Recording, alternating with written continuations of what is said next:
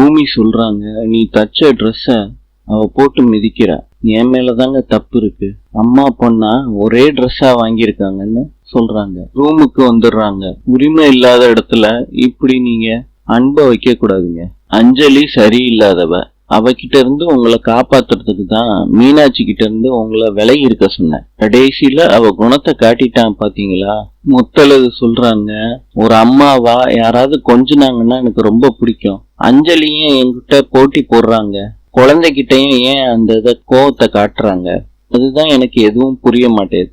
ஒரு பொண்ணுக்கு புருஷன் கைவிட்டுட்டு போயிருவானோன்னு சொல்றது கொஞ்சம் நியாயமா இருக்கு. ஆனா பிள்ளை கைவிட்டுட்டு போயிருமோன்னு ஏதோ தப்பு இருக்குங்க. விட ஆண்டவங்கிட்ட தாங்க இருக்கு, சீக்கிரத்திலே தெரிஞ்சிடும். டாக்டர் உட்கார சொல்றாங்க. என்ன கன்சல்டேஷனா? தனம் கேக்குறாங்க. இந்த ஆஸ்பத்திரியில குழந்தைங்க பிறந்துச்சுன்னா பாதுகாப்பு இருக்கா டாக்டர்? என்ன பாதுகாப்பு? ஏதோ சர்வீஸ்ல இருந்து வர்றீங்களா? என்னைய பார்த்தா அவ்வளவு பெரிய மனுஷியாவா தெரியுது? அஞ்சலிங்கிற பொண்ணுக்கு நீங்க தானே டாக்டர் பிரசவம் பாத்தீங்க. அஞ்சலிங்கிற பேரை கேட்டு ஏன் இவ்வளவு ஷாக்காரீங்க? நிறைய பேர் வச்சிருக்காங்கல்ல அஞ்சலின்னு. எனக்கு ஒண்ணும் இல்ல டாக்டர், உங்களுக்கு பிரச்சனை இல்ல. அஞ்சலி கிட்ட இருக்க குழந்தை என் குழந்தை. நீங்க என்ன சொல்றீங்க டாக்டர்? இவ்வளவு நேரம் குழப்பத்துல இருந்தீங்க, இப்ப தெளிவா பேசுறீங்க. ஆனா சொல்றாங்க, அவங்க கிட்ட இருக்கிறது என் குழந்தை, என் புருஷன் தான் சேகர். டாக்டர் சொல்றாங்க, அந்த சேகரோட ஒய்ஃபா நீங்க? டாக்டர், என் குழந்தைய நம்பிதான் என் வாழ்க்கையே இருக்கு. நீங்க சொன்னா மாத்திரம்தான் உண்மை என்னன்னு எல்லாருக்கும் தெரியும். யாருக்கும் சொல்லலாட்டி பரவாயில்ல, எனக்காவது சொல்லுங்க டாக்டர். அஞ்சலி கிட்ட இருக்கிறது தானே என்னோட பொண்ணு. அஞ்சலிக்கு பிறந்த குழந்தை என்ன ஆச்சு? என் குழந்தை எனக்கு வேணும் டாக்டர். என் புருஷனை மீறி என்னால எதுவும் செய்ய முடியல. கடவுளா இப்பதான் எனக்கு வழியை காமிச்சிருக்காங்க.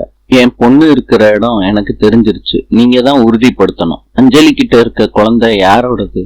என்னோடது தானே டாக்டர். அஞ்சலி கிட்ட இருக்க குழந்தை அஞ்சலியோடது. உங்க குழந்தை எங்கன்னு உங்க புருஷன் கிட்ட தான் கேட்கணும். ஆக்சுவலி நான் இங்க பிரசவம் தான் பாக்குறேன். குழந்தைகளை கண்டுபிடிச்சு கொடுக்கறதுக்கு போலீஸ் இருக்கு. உனக்கு உன் குழந்தை கிடைக்கணும்னா அங்க வேணா போ. அம்மாவா என் நிலைமையை யோசிங்க டாக்டர் பிளீஸ். ஹாட் பாய்ஸ கூப்பிடுறாங்க. டாக்டர், இந்த அம்மாவை வெளியே அனுப்புங்கன்னு சொல்றாங்க. தேவைப்பட்டா போலீஸ கூட கூப்பிட்டுக்கோங்க அப்படின்னு சொல்றாங்க. ஏங்கா டாக்டரை கடுப்பேத்துறீங்க? நான் உன்னே தாண்டா தேடிக்கிட்டு இருந்தேன். எனக்கு வலி வந்த பிறகு பிரசவம் பாத்தீங்கல்ல, என் குழந்தைய தூக்கிட்டு அவன் ஓடிட்டான். எனக்கு யாரு பிரசவம் பார்த்தாங்க?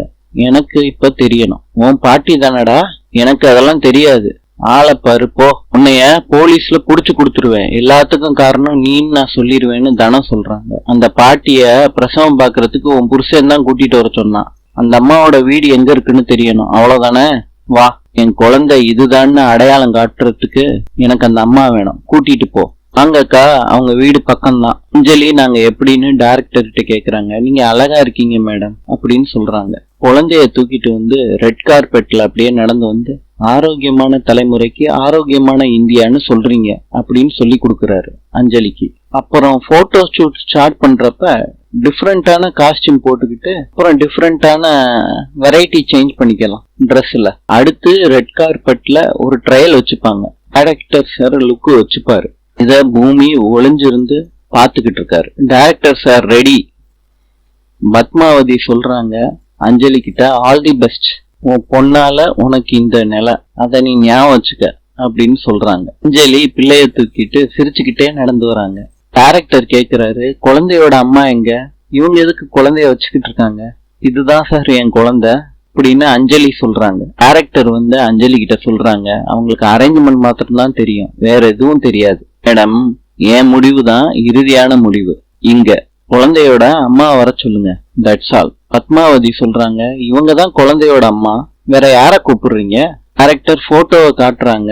இவங்க தான் குழந்தையோட அம்மா, இவங்க தான் வின் பண்ணது. பாருங்க, மீனாட்சியோட அம்மா நான் தான். நீங்க தப்பா புரிஞ்சுக்கிட்டீங்கன்னா நான் எதுவும் பண்ண முடியாது. டைரக்டர் சொல்றாரு, நான் தப்பா தான் புரிஞ்சுக்கிட்டேன், சாரிங்க. ஆனா இந்த போட்டோல இருக்க குழந்தையும் அம்மாவும் தான் எனக்கு வேணும். இந்த போட்டோல இருக்க அம்மாவுக்கும் குழந்தைக்கும் தான் நாங்க டீலிங் பேசணும். அதுக்குதான் ஊருக்கு நன்கொடை கொடுத்தோம்.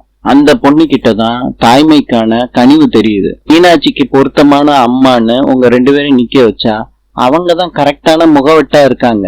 புத்தலகம் குழந்தைய நடிச்சாதான் அவங்களே நடிச்ச மாதிரி ஃபீல் பண்ணுவாங்க பொதுமக்கள். இப்ப போட்டோவை போர்டுல வச்சா கூட தாய்மை அன்பும் எதுவுமே வராது மேடம்.